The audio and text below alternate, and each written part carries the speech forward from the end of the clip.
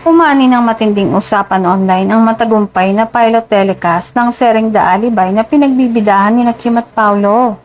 Nasupalpal umano ang mga bashers ng Kim Pao matapos magtala ng napakataas na concurrent viewers sa unang gabi ng kanilang programa. Ayon sa datos, umabot sa 347,515 concurrent viewers ang pilot episode.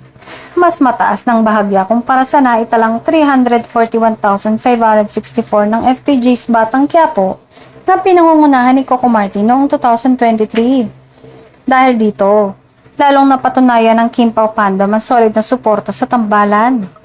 Hindi lang sa views nagningning ang sere kundi pati sa dami ng ads sa free TV at YouTube.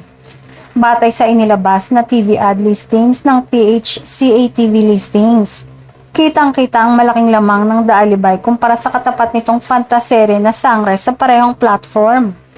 Dahil dito, marami ang nagsasabing nasagot na ng Kim Pao ang mga pagdududa kung kaya nilang panatilihin ang lakas ng time slot na pansamantalang iniwan ni Coco Martin.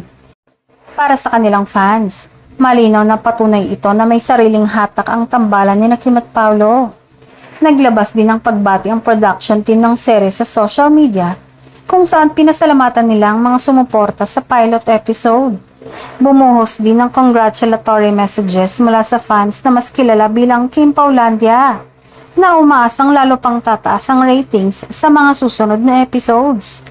Sa kabila ng tagumpay, may ilan pa ring kritiko na nagsasabing posibleng naapektuhan ang dating audience ng Batang Quiapo ang mataas na bilang ng viewers. Gayunpaman, para sa supporters ng Kim Pao, simula pa lamang ito ng mas malalaking tagumpay para sa kanilang iniidolong tambalan.